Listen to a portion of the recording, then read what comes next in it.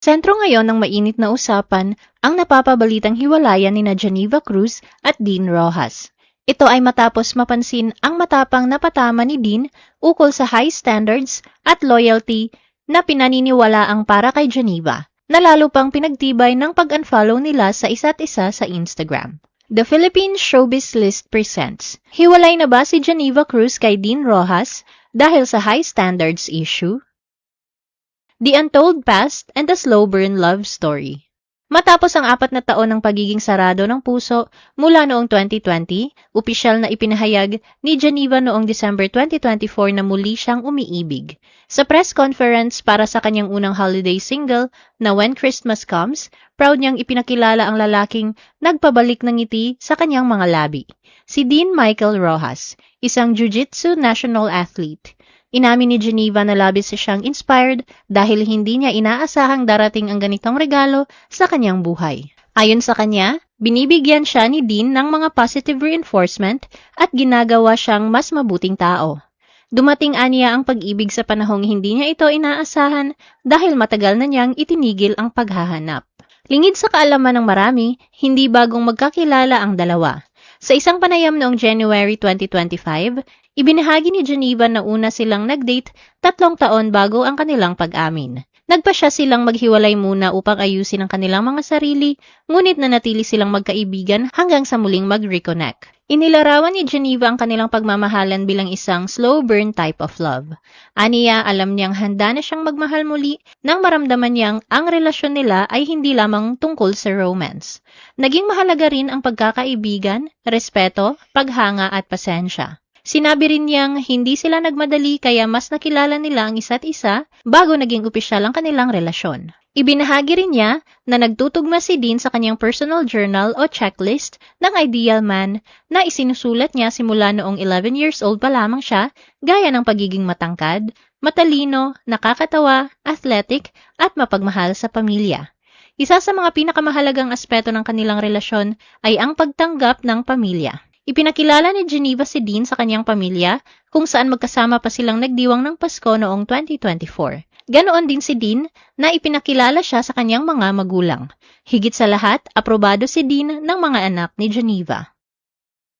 Proving age is just a number. Katulad ng ibang relasyon, hindi nakatakas si Geneva at Dean kung saan naging tampulan ang kanilang 15-year age gap ng mga opinyon online.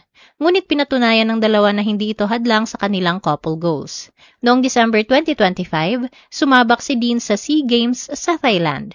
Todo suporta sa Geneva bilang number 1 fan nito. Nang maiuwi ni Dean ang tagumpay, ipinagmalaki siya ni Geneva sa buong mundo at sinabing, "I don't know anyone more deserving." Upang patunayan ang kanilang seryosong hangarin sa kabila ng agwat sa edad, magkasama pang humarap ang magkasintahan sa isang eksklusibong panayam noong nakaraang buwan.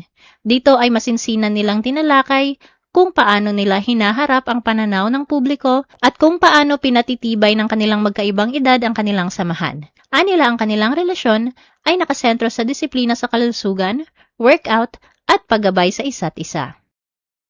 The rumored breakup. Matapos ang halos 1 taon ng pagiging bukas sa publiko tungkol sa kanilang relasyon, kamakailan umugong ang usap-usapan na umano'y naghiwalay na sina Geneva at Dean. Napansin ng netizens na tila hindi na gaanong aktibo ang dalawa sa pagbabahagi ng mga larawan at update tungkol sa isa't isa sa social media. May mga nagsabi ring hindi na nila makita sa ilan sa mga dating posts na magkasama ang celebrity couple. Dahil dito, mabilis kumalat ang mga haka-haka sa iba't ibang social media platform na nagtatanong kung hiwalay na nga ba ang dalawa. Pinalakas palalo ang espekulasyon matapos mapansin ang pag-unfollow nila sa isa't isa sa Instagram. Nasundan pa ito ng mag-repost din si Dean ng isang controversial na video reel. Sa kanyang Instagram story, nagbahagi siya ng isang matapang na pahayag tungkol sa kanyang personal na pamantayan sa pagpili ng magiging ina ng kanyang mga anak. Aniya, ayaw niyang balang araw ay makakita ang kanyang mga magiging anak ng mga larawan o video ng kanilang ina na nakasuot ng mapangahas na kasuotan, nasa mga bar, nagve-vape, o gumagawa ng mga mapang-akit na sayaw sa social media. Dahil si Geneva ay isang kilalang performer sa showbiz kung saan bahagi ng kanyang trabaho ang sumayaw at magtanghal sa entablado, hinala ng mga netizen na ang parinig na ito ay isang direktang patama kay Geneva. Lalo pang nagatong sa issue ang isang IG story ni Dean kung saan ay nagbahagi siya ng isang graphic photo na nagpapakita ng isang grupo ng mga tao na pinaliligiran ng mga mukhang ahas. May linyang nakasulat sa itaas nito na nagsasabing, "Your inner circle should be solid. No snakes, no fakes, just loyalty." Upang lalong idiin ang kanyang mensahe, inilagay pa ni Dean bilang background music ang sikat na kanta ni Kendrick Lamar na Loyalty. Ang parinig na ito ukol sa loyalty at mga snakes ay nag-o-joke sa mga netizens na maghinala na maliban sa issue ng lifestyle, may pumasok na ring mas seryosong usapin sa pagkasira ng tiwala sa pagitan ng dalawa. Dahil dito nahati ang opinyon ng netizens, may ilang hindi nagustuhan ang paraan ng pagpaparinig ni Dean. Binigyang diin ng marami na pumasok siya sa relasyon na alam niyang isang sikat na showbiz performer sa Geneva. Kaya tila isang double standard ang pagiging controlling na sumbatan ito ngayon sa kanyang mga pampublikong sayaw at karera. Sa kabilang banda, may ilang netizens din naman ang nagtanggol kay Dean. Ayon sa kanila, may karapatan ng sinumang lalaki na magtakda ng kanyang personal na pamantayan, lalo na kung iniisip niya ang magiging imahe ng kanyang pamilya at ang magiging ina ng kanyang mga anak sa hinaharap.